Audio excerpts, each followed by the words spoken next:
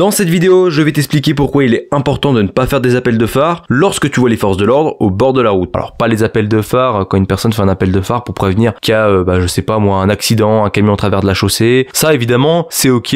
Au contraire, dans ce genre de cas, quand il y a un danger sur la route, faut faire des appels de phare. Moi je parle des appels de phare pour prévenir qu'il y a des forces de l'ordre qui sont en train de faire un contrôle routier, des contrôles vitesse, qu'il y a des motards qui sont planqués derrière une haie pour guetter les personnes qui sont au téléphone au volant ou qui roulent comme des cinglés. Moi j'ai jamais compris pourquoi les Français font des appels de phare. Ce que je veux dire, c'est que les Français, on sait comment on est. Quand on roule, c'est toujours la faute des autres. C'est vrai qu'il y a des gens qui roulent très mal et qui font beaucoup d'infractions, et qui sont pas du tout courtois au volant. Mais nous, les Français, on est souvent du style à dire que c'est les autres et pas nous. Moi, le premier, il peut m'arriver des fois, dans un rond-point, il y a le mec qui arrive à gauche, hop, je passe vite fait. Bon, voilà, je lui coupe un peu la priorité. J'ai peut-être le pied un petit peu trop lourd, je suis à 90 au lieu de 80 ou à 60 au lieu de 50 en ville. Ah, il y avait un piéton, je l'ai pas vu, je l'ai pas laissé passer. Bon, je lui ai pas roulé dessus non plus, mais je lui ai pas laissé la priorité alors que j'aurais dû le laisser traverser. Ça peut arriver, ça peut arriver. Donc, ce que je veux dire, c'est que les gens qui roulent mal, qui vont être en infraction, en excès de vitesse, qui vont faire des dépassements sur ligne continue, dépassements par la droite, être au téléphone au volant, vous leur devez rien en fait. Pourquoi vous vous amusez à les prévenir, à leur faire des appels de phare? Et là, c'est même pas le policier qui parle. Moi-même, sans être policier, sans être gendarme réserviste, rien du tout. Et je sais que d'autres personnes, comme mes parents, mes amis, qui sont pas policiers, gendarmes, forces de l'ordre en général, ils ont la même opinion que moi. Ils voient quelqu'un qui roule à 140 comme un cinglé qui nous dépasse par la droite.